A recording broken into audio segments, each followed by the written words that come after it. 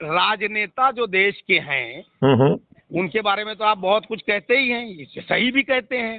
तो ये कौन कौन से राजनेता हैं जो नकारा और भ्रष्ट और अपराधी और चरित्रहीन और क्या क्या परिभाषा, कौन है? नाम बता दीजिए कुछ दो चार। मैं ये कह रहा हूँ, इसमें छोटा बड़ा जो है ना ज्यादा करने की जरूरत नहीं है, सभी वन एंड ऑल उसी कैटेगरी के हैं। सर आज हमें यही पे सवाल ये है कि आप कहते हो कि पूरे देश में ऊर्जा जागृत हो, लोग ऊर्जाकृत हों, तो कृपया करके आप जैसा बुद्धिजीवी, आप जैसा बोल्ड व्यक्ति किसी दूसरे आदमी को ये लिबर्टी तो दे ही कि वो सवाल अपने हिसाब से पूछे। हम आपके हिसाब से सवाल तो पूछेंगे नहीं।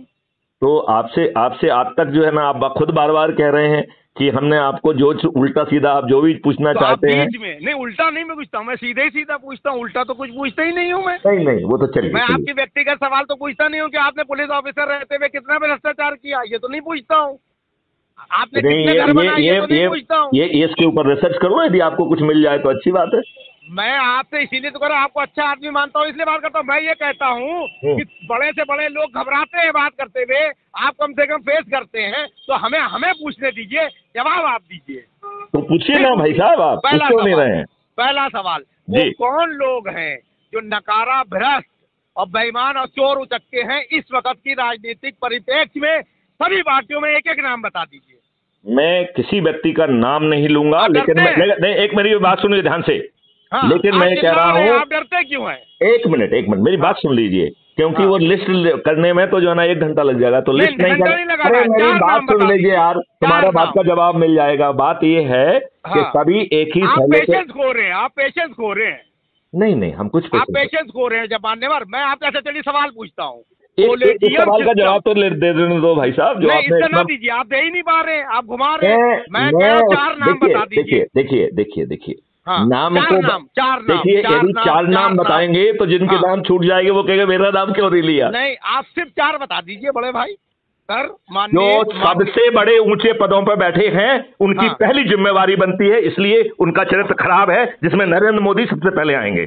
और दूसरा जो है सबसे ज्यादा पॉपुलर व्यक्ति है जो कि आदित्यनाथ योगी है, वो भी जो है ना सिलेक्टिव कार्रवाई कर रहे हैं।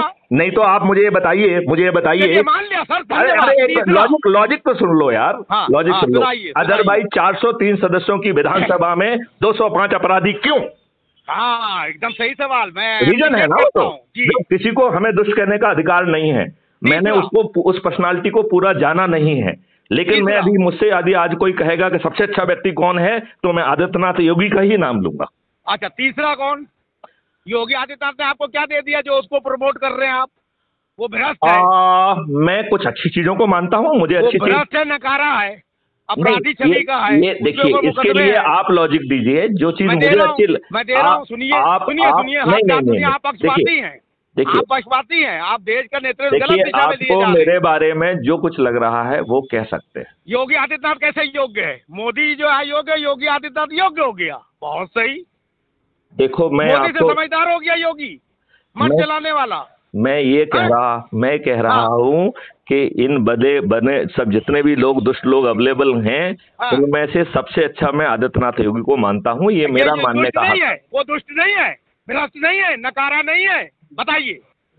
मैं कह रहा हूँ, रिकॉर्ड देखिए, आप बिल्कुल ठीक कह रहे हैं, आपके पास पर्याप्त साक्ष्य भी होंगे, लेकिन मैं ये कह रहा हूँ, मेरा है कि नहीं है, नपुंसक है कि नहीं है, इतने शब्द कह दिए, भेजिए जेल हमें।